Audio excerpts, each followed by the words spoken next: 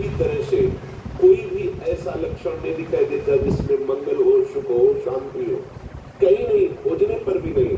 पर अगर ये बातें रखी जाती, बोले पुराने जमाने की बातें हैं तो साधु महात्मा ऐसे भूलेंगे। आपकी जनेंद्रिय पवित्र है तो आपकी गृहस्थी में भगवान का भक्त पैदा होगा। जनेंद्रिय पवित्र है, देशभक्त पैदा होगा। माता पिता की आराधना करने वाला पुत्र होगा। धर्म से चलने वाला, पितरों को तृप्ति प्रदान करने वाला पुत्र होगा। और अगर आपकी जनेंद्रिय पवित्र नहीं, व्यभिचार दोष से युक्त है, तो वर्ण संकर संतान होगी जो तुम्हें भी पीटेगी और पितरों को तो कहीं एक बिंदु जल भी नहीं पहुंचेगा, क्योंकि है ही नहीं उनके पितृपक्ष, वो है ही नहीं उनकी कुल परंपरा में। और दोष युक्त जनेंद्रिय वाला कभी भी निष्काम नहीं हो सकता।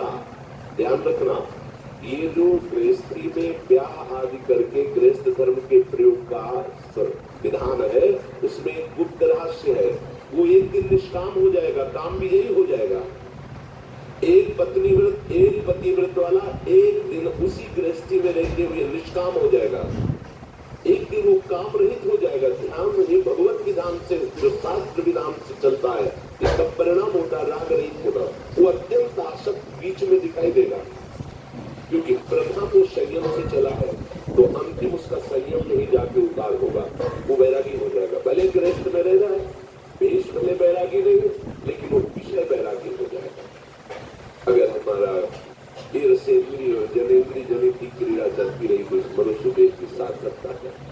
इसलिए जनेंद्रिय को पवित्र रखना, ब्रह्मचर्य युक्त होना अत्यंत अनिवार्य है। चाहे गृहस्थ हो, चाहे विरक्त हो, शरीर और मन, बुद्धि और स्वभाव, तीनों को पवित्र करने में बहुत बड़ा योग ब्रह्मचर्य का होता है। दिनचर्या परिपक्व नियम से, ठीक समय से, ये ब्रह्मचर्य की क्षमता होती है। निरंतर भगवत चिंतन करने पर तुम्हारे न तो माथे पे दर्द होगा, न तुम्हें कोई परेशानी महसूस होगी। ये ब्रह्मचर्य की ताकत से होगा। अगर ब्रह्मचर्य आपके अंदर नहीं तो कमर में दर्द, माथे में दर्द, चक्कर आना, घुटने दर्द करना, बिना प्रयास के बीजपात हो जाना, नाना प्रकार से हमारे मन में भय सताना, नाना प्रकार से हमारे हृदय में अशांति पैदा हो जाना, ये सब ब्रह्मचर्यहीनता से आते हैं। ध्यान रखना, एक बहुत बड़ी सामर्थ्य है ब्रह्मचर्य, और इसे भगवान की आराधना से ही रोका जाता है। गृहस्थ हो तो पति पत्नी मिल करके, दोनों सलाह करके जितना अंतराय कर सको अच्छा है। नहीं कर पाओगे तो पाप नहीं बनेगा, क्योंकि वो गृहस्थ धर्म से युक्त है। भगवत आदेश का पालन करने वाला संसार राग का त्यागी हो जाता है, चाहे वो जितना भी वर्तमान में भोगी दिखाई दे रहा हो। इसीलिए पांचवा भजन करने वाले के लिए कच्च शुद्धि रखा गया है। वीर की रक्षा, शुद्ध ब्रह्मचर्य, व्यभिचार दोष से अपने को बचाना। जब आप पवित्रता से चलोगे ना, तो ज्यादा लड़ाई नहीं करनी पड़ती मन से, अपने आप ठीक हो जाता। और जब आप अपवित्र, अधर्म युक्त होकर भोगोगे भोगों को, तो कभी नहीं हट पाओगे। रोज का रोज आसक्ति बढ़ती चली जाएगी। फिर एक दिन ऐसा आएगा कि आप भोगने लायक नहीं रह जाएंगे, लेकिन बैठे बैठे जलोगे। कल्पना केवल भोगों की होगी और जलोगे बैठ करके। सबके अंदर कामना होगी, सबसे त्रुटि हो सकती है, सब फिसल सकते हैं। भगवती माया भगवान श्री हरि की है, तो हम भगवान का आश्रय लेकर, भगवान नाम का बल हृदय में धारण करके, शास्त्र स्वाध्याय से पवित्र हुई बुद्धि के द्वारा निश्चय करके हम चल सकते हैं। क्योंकि हम भगवान के अंश हैं, हम भगवान के बच्चे हैं, हम में सामर्थ्य भगवान की है। ऐसा न समझो कि हम सामर्थ्य हैं। जिस सामर्थ्य से माया बलवती होकर त्रिभुवन को परास्त करती है, उसी सामर्थ्य भगवान के हम अंश है, किसी और के नहीं है। उसी सामर्थ्य का चिंतन करो तो आपको सामर्थ्य आ जाएगी। जितना आप कच्छ को पवित्र रखेंगे, उतने आप देखना आपका शरीर हल्का रहेगा, आपका मन चंचलता रहित रहेगा, आपके प्राण सूक्ष्म होने लगेंगे। और जिसके प्राण सूक्ष्म होते हैं, जिसकी इंद्रियां पवित्र होती है, भजन में ज्यादा उसे प्रयास नहीं करना पड़ता, स्वाभाविक भजन में रुचि होने लगती है। अपवित्र हृदय वाला, भ्रष्ट आचरण वाला भजन करना बहुत कठिन है। यद्यपि कर सकता है क्योंकि भगवान का अंश है, पर उसकी रुचि नहीं रहेगी। पापवंत कर सहज स्वभाव, भजन मोर के भाव न पाओ। छठवां है क्रिया शुद्धि, बहुत सावधानी की आवश्यकता। कोई भी क्रिया आप अशुद्ध भावना से कर रहे हैं तो क्रिया भले देखने में पवित्र लग रही है लेकिन वो अशुद्ध हो जाएगी। अब जैसे गृहस्थ में है, संतानोत्पत्ति की क्रिया हुई और आपने उसे गर्भ रहा, आप उसे नष्ट करवा दिया, हमारा एक तो बच्चा है। अब आप भारी दंड के अपराधी, आपकी क्रिया अशुद्ध हो गई। इस संतानोत्पत्ति रूपी जो पूजा क्रिया थी सृष्टि की, भगवान की ही तो है ना, वो आप अपवित्र कर दिए। भ्रूण हत्या, गर्भ हत्या, ये महान पाप है, महान पाप।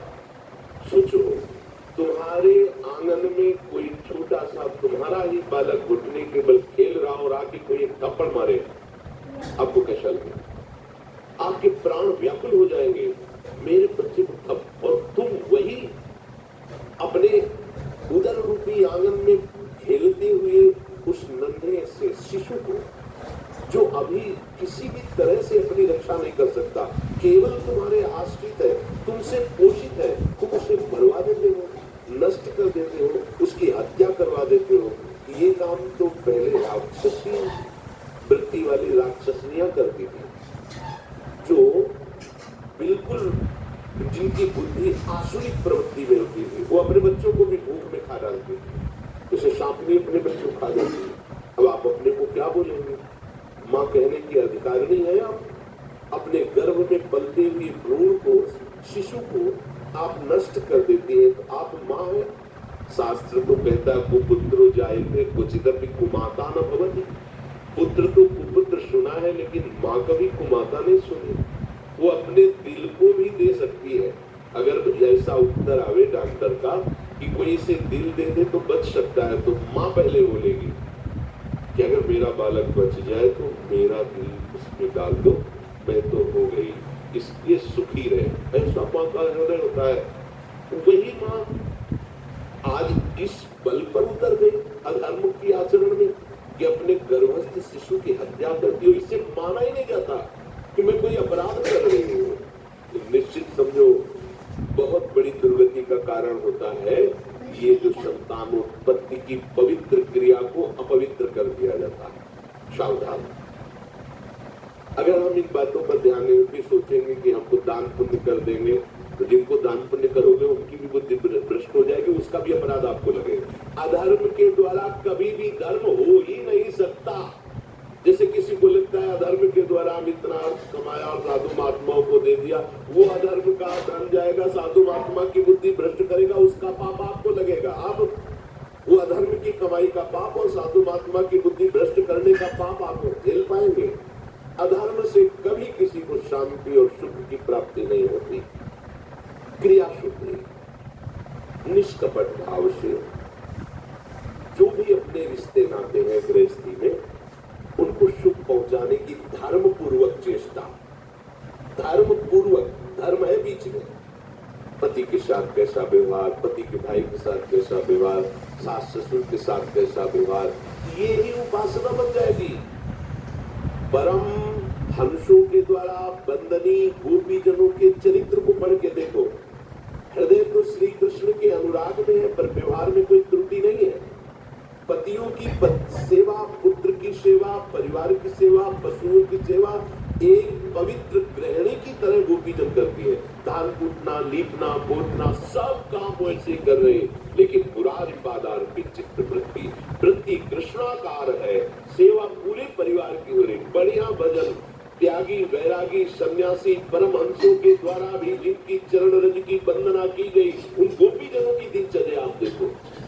कृष्ण से अपार प्रेम, परिवार का बिल्कुल व्यवहार ठीक वैसे ही जैसे गृहिणी करती है, वैसे ही। क्या कोई गृहस्थ भगवत प्राप्ति नहीं कर सकता? कर सकते हैं, पर ये बातें सुधार कीजिए। अगर आप ऐसी गलतियां करते रहेंगे, आप अपनी इंद्रियों को संयम में नहीं रखेंगे, व्यभिचार दोष से युक्त रहेंगे, रसेंद्रिय को संयम में नहीं रखेंगे, जो मनाया तो खा पी लिया, लोभ को संयम नहीं रखेंगे, जैसे वैसे आवे धन उसको हम संग्रह करें, उससे भोग नहीं चल पाएगा, आपकी दुर्गति हो जाएगी। क्रिया शुद्धि साधु बहुत सोच समझ करके हर क्रिया करें।